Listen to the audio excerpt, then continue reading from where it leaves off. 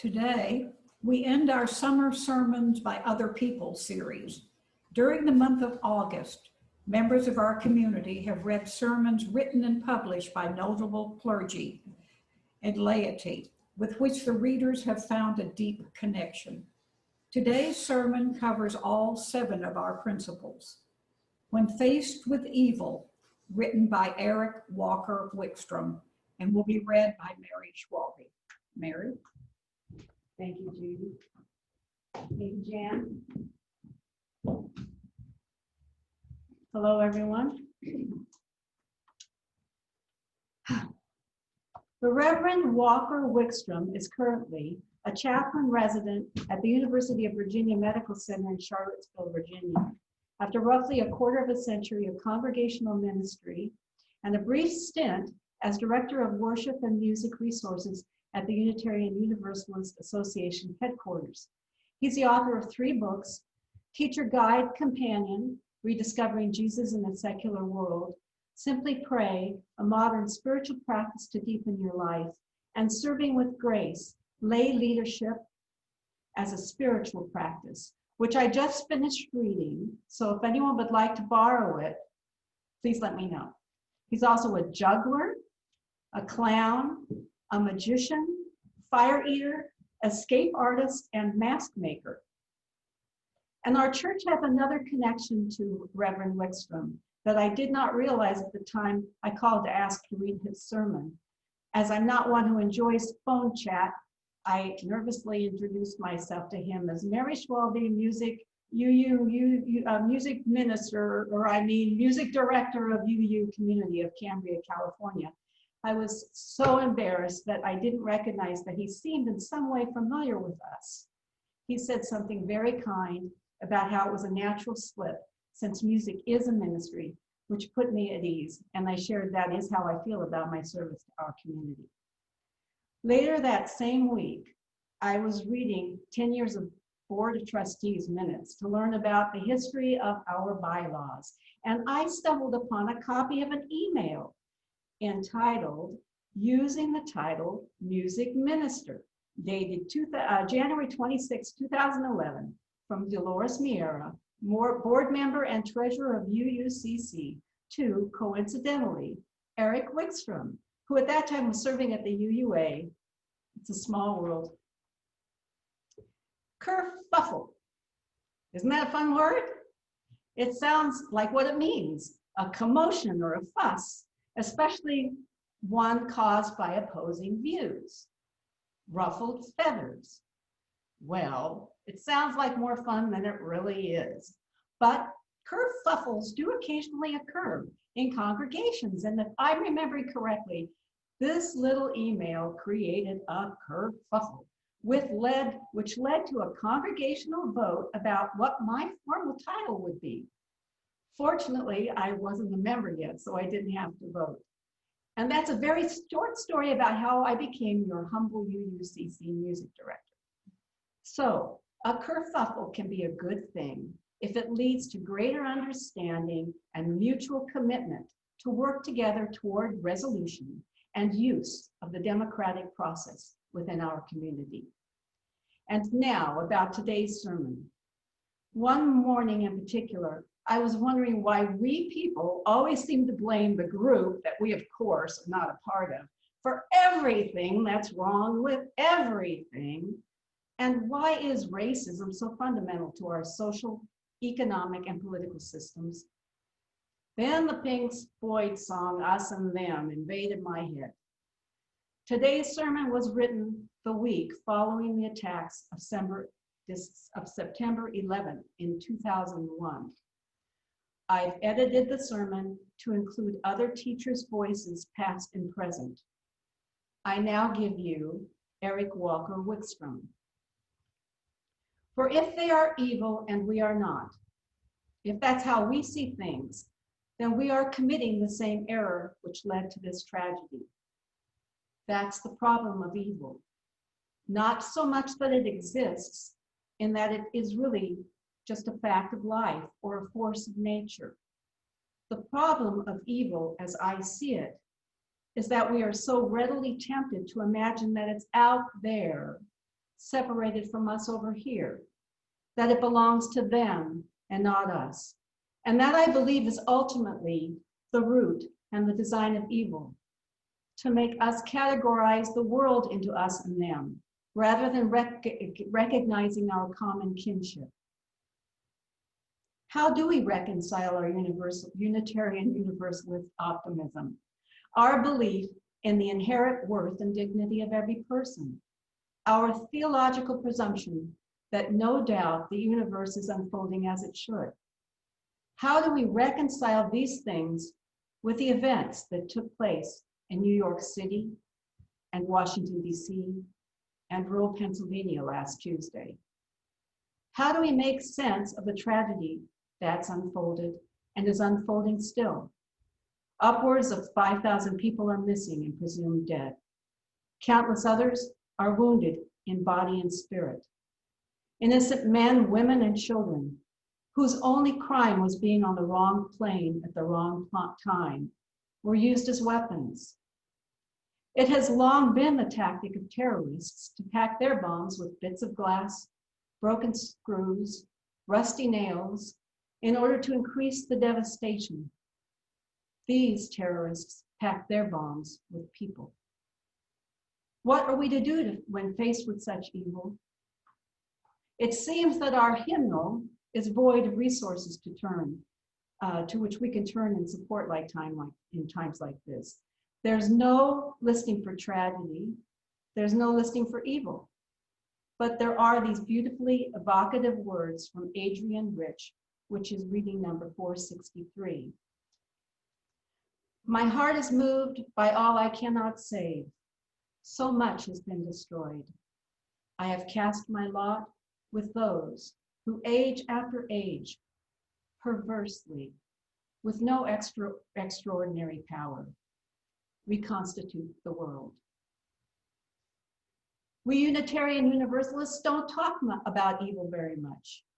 Maybe that's because our Universalist ancestors believed so strongly in the doctrine of universal salvation, that all souls would be reunited with an ultimately loving God, and that none are destined for an eternity in hell. If you take away hell, perhaps the idea of evil doesn't make quite so much sense, because there's nowhere to put it. Or maybe it's because our Unitarian ancestors were so convinced of humanity's ability to climb onward and upward, to rise above our basest instincts. An old joke has it that Universalists believe God is too loving to damn humanity, and that Unitarians believed humanity is too good to be damned. Perhaps it is that our Unitarian Universalist rationalism has been so infused with the psychological mythologies of our day that turn demons into conditions, that evil has become maladjustment and bad choices. By whatever route, it seems that our religious tradition has largely lost the language to deal with something like happened this week, because someone decided that the United States was the enemy and that there are no innocents here, because someone decided that their own lives and the lives of all those people on the planes in and around those buildings were expendable. The Pentagon lies in rubble, the Twin Towers are no more, and a plane load of heroes lies dead in a Pennsylvania field. How are we to make sense of that? One response is to name the act and the persons who committed it evil, and so separate ourselves from them. Hopefully, we won't take the step of expanding demonization. You and I are not likely to start saying that all Muslims or all Afghanis are at fault and should pay for this. We're not likely to generalize that way, although I've already heard some of us speak words that come disturbingly close. But even if we're specific in our demonization, targeting only the particular people who are in fact responsible, we are still, I believe, making a mistake. Ta-Nehisi Coates is a national correspondent for The Atlantic, an author, and clearly still trying to make sense of it. A college friend of his was murdered in 2000. He wrote, "The world had ended for my old friend, much as it had ended for the victims of 9/11. But whereas we were hell-bent on bringing justice to Al-Qaeda, I knew there would be no justice for Prince. The cop would keep his job, they'd rule the murder justifiable, and people would accept the death. It's the cost of doing business. And it's a cost borne mostly by us." I can't tell you how angry that made me. And anger breeds hate and blindness. And so for a good year after 9/11, I was blind. I couldn't feel what this city was feeling. My son was almost 2, and the thought of raising him right and him still becoming a cost of doing business filled me with fear and more anger. In his 2000 book, Between the World and Me, a love letter to his teenage son, he continues, "We arrived 2 months before September 11th, 2001. I suppose everyone who was in New York that day has a story. Here is mine.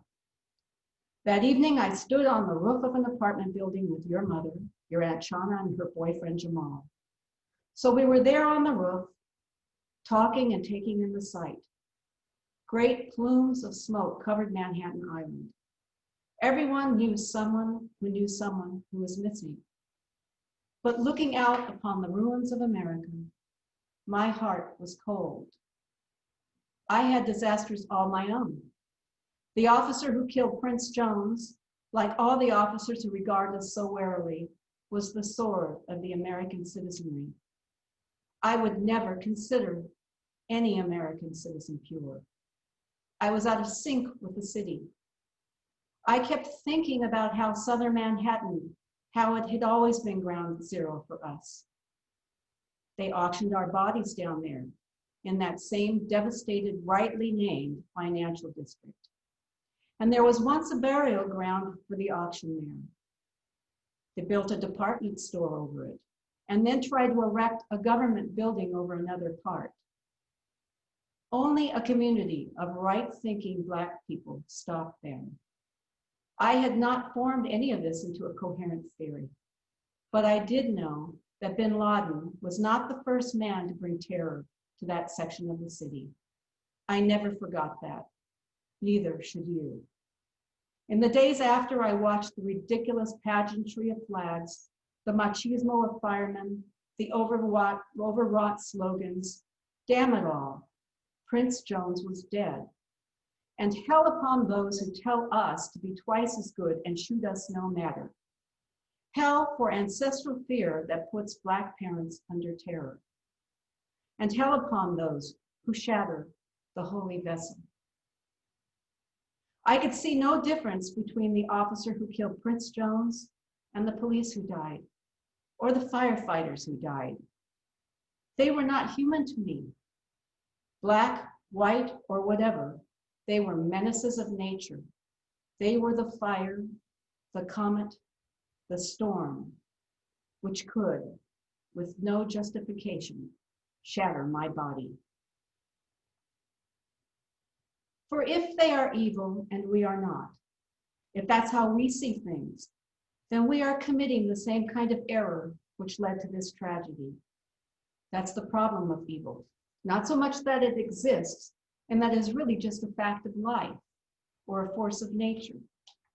The problem of evil, as I see it, is that we are so readily tempted to imagine that it's out there, separated from us over here, that it belongs to them and not us.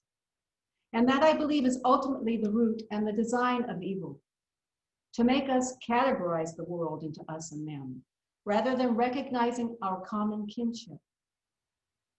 Stay with me here a moment. The core of our Unitarian Universalist faith, and the core of all the religious faiths that I know of, points to the truth that we are part of a family that includes all of creation. You and I, and caterpillars and stars, and even anti-American terrorists are, in truth, part of one family, children of one divine reality. We call it the interdependent web of existence. Martin Luther King called it an inescapable network of mutuality. Theists call it the family of God. Whatever we call it, and we do have lots of names, the truth remains that our faith teaches that what is real is our connectedness.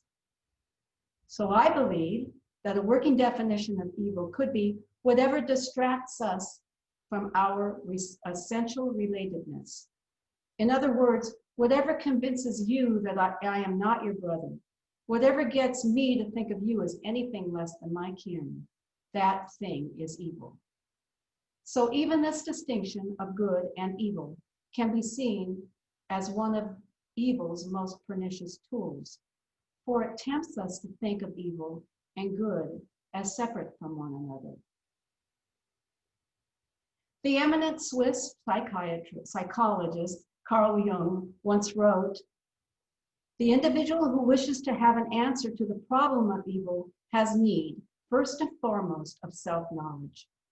That is, in the utmost possible knowledge of his own wholeness. He must know relentlessly how much good he can do and what crimes he is capable of, and must be aware of regarding the one as real and the other illusion. Both are elements within his nature, and both are bound to come in light. Both are bound to come to light in him, should he wish, as he ought, to live without self-deception or self-delusion." In his book, Peace is Every Step, the Venerable Thich Nhat Hanh, Buddhist monk and poet, writes about receiving a letter about a 12-year-old girl, a refugee, whose boat was attacked by sea pirates. The pirates raped the girl and she threw herself into the ocean and drowned. He writes, "When you first learn of something like that, you get angry at the pirate. You naturally take the side of the girl. And if you take the side of the little girl, then it's easy. You only have to take a gun and shoot the pirate. But we cannot do that." From out of his deep meditation, Nhat Hanh wrote a poem, "Call Me by My True Names." I am the mayfly metamorphosing on the surface of the river, and I am the bird which, when spring comes, arrives to eat the mayfly. I am the frog swimming happily in the clear pond, and I am also the grass snake approaching in silence, who feeds itself upon the frog. I am the child in Uganda, all skin and bones, my legs as thin as bamboo sticks. And I am the arms merchant selling deadly weapons to a Uganda. I am the 12-year-old girl refugee on the small boat who throws herself into the ocean after being raped by a sea pirate. And I am the pirate, my heart not yet capable of seeing and loving. My joy is like spring, so warm it makes flowers bloom in all walks of life.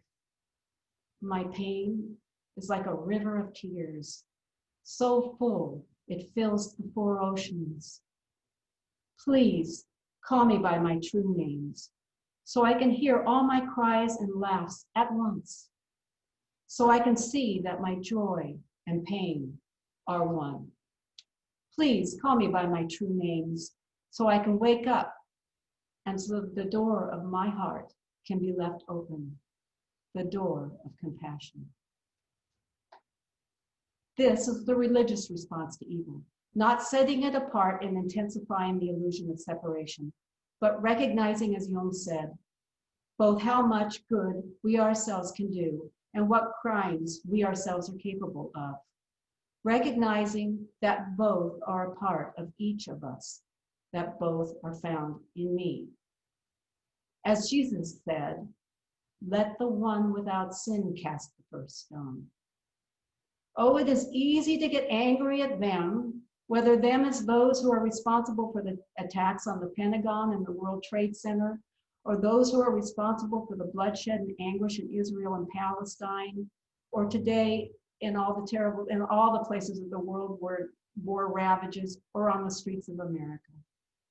They do such horrible, such horrendous things. And we want retribution. We want revenge. We want someone to pay, which is just what they said before the stones were hurled and the bombs set off and the planes hijacked.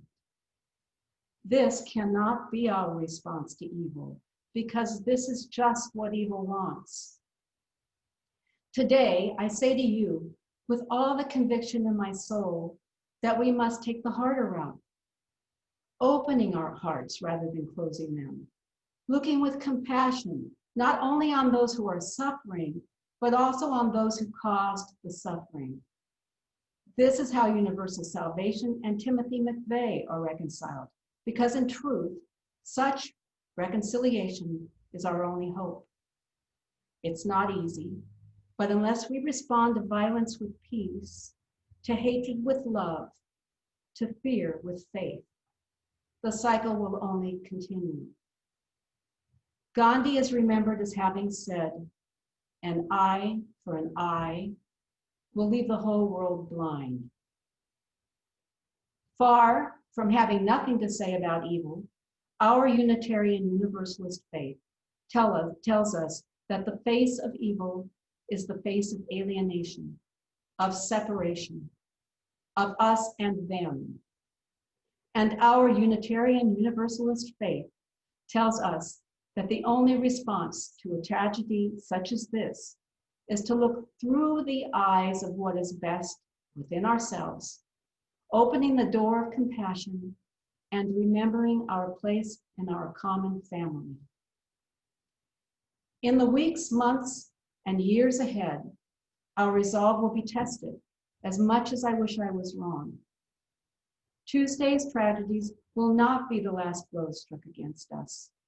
We will be tempted to enter into a battle we cannot win, for the battle itself is the enemy. But there is another choice.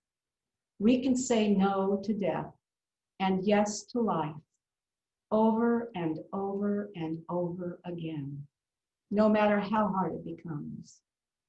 We can refuse to let go of our faith in the essential goodness of humanity, even in the light of how horrendously evil our acts can be. We can refuse to settle for the simplistic solution of an eye for an eye, even when it's our own eye that's been shattered. We can refuse to replace the love in our hearts with hate, even when we ourselves suffer indistinguishable anguish. In 1965, James Baldwin wrote these words from my dungeon shook letter to my nephew on the 100th anniversary of the Emancipation.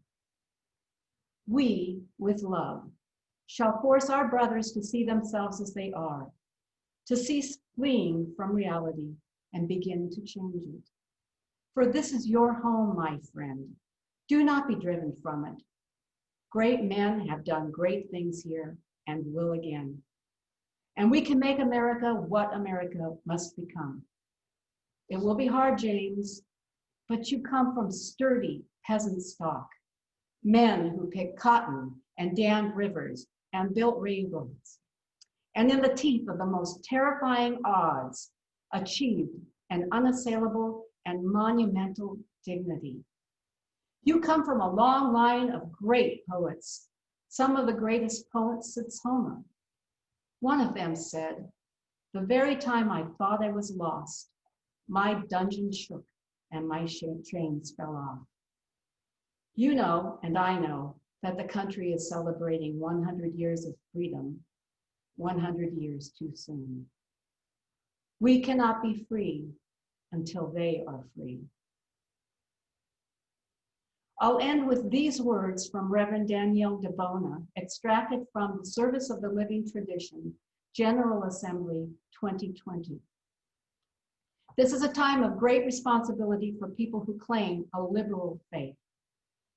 but we cannot articulate what it means to both liberal and faithful. If we do that, we will become like a tree in the forest. Nobody hears it falls, and nobody cares. So let us mull over the revival of relationships. I have watched for over 30 years many of our congregations in action. It is often a beautiful thing. It is just as often discouraging and disappointing. When we cannot or choose not to dig deeply into our relationships with one another within our congregations, we break the very essence of what it means to be a people of faith. People who want to build the brave and beloved community, both within and outside of our building, they guide us to become more selfless, less self-centered, more just, less judgmental, more loving, and less afraid. If you believe you are part of this community who wants to build a brave, beloved community, I charge you to wrap yourself in the banner of bravery and bring forth the good news to your community. The good news that Unitarian Universalism is love, and we will not back down from hatred and fear.